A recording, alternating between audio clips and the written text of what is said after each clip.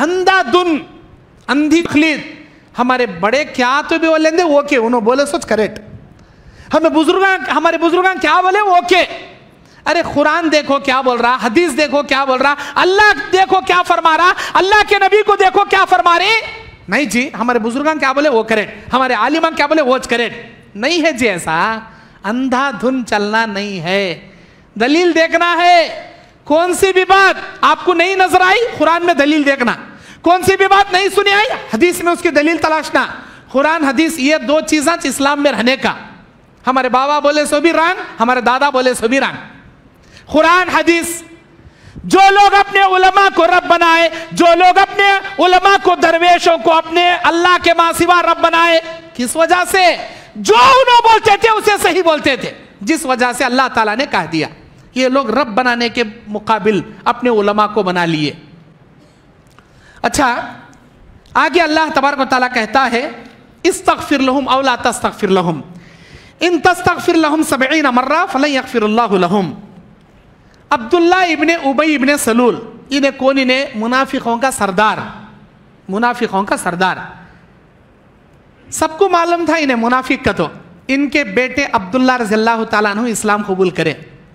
انہوں اسلام قبول کرے سو چند دنوں میں ان کے بابا ابی ابن سلول کا انتقال ہوا. معلوم تھا انہیں منافق کا. تو جب ابی ابن سلول کا انتقال ہوا عبداللہ رضی اللہ تعالیٰ عنہ غمزدہ ہو گئے, میرے ابا کا انتقال ہوا. نبی علیہ السلام کے پاس آئے, بولے اللہ کے نبی میرے ابا کا انتقال ہوا. اللہ کے نبی کیا کرے؟ اپنا جھبا نکال کو دیے, اپنی خمیس نکال کو دیے, جاؤ میری خمیس سے تمہارے ابا کو کفن پنانا. ارے نبی صلی اللہ علیہ وسلم کا جھبا ملا جی اسے, کسے؟ منافقوں کے سردار کو. ابی بن سلول کو نبی علیہ السلام کی خمیس پہنائی گئی کفن میں.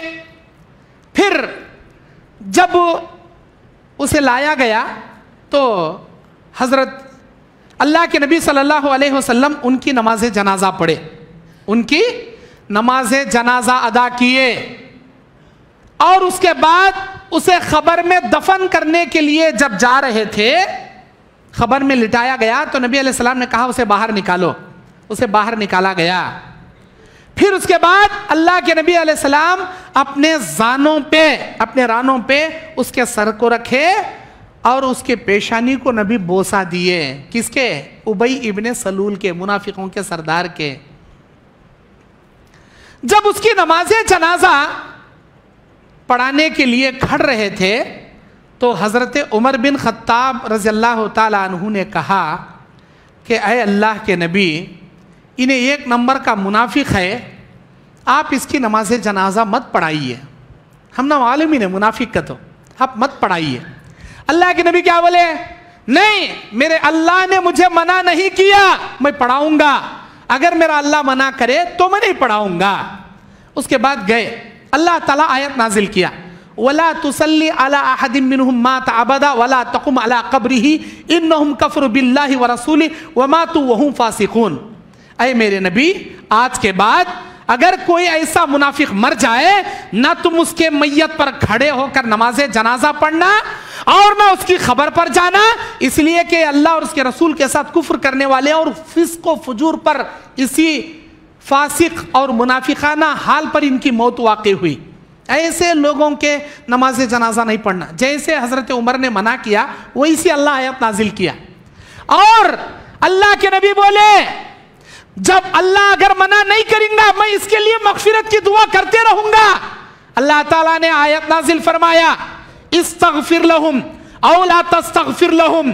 اے میرے نبی تم اس کے لیے مغفرت کی دعا کرو یا مت کرو, لیکن یاد رکھو اگر تم مغفرت کی دعا کر بھی دیے ان تستغفر لهم 70 مرہ, اگر تم اس کے لیے 70 مرتبہ بھی مغفرت کی دعا کرو گے فلن یغفر اللہ لهم, اللہ تعالیٰ کبھی ان کی مغفرت نہیں کرے گا.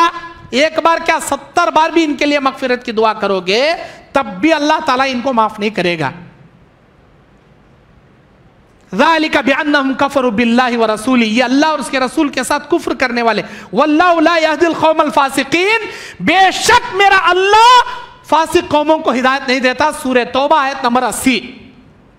آیت نمبر 80 میں ان کی مغفرت سے منع اللہ تعالیٰ نے کیا और आयत नंबर 82 में 84 में अल्लाह इनके नमाज जनाजा पर खड़ने से मना किया।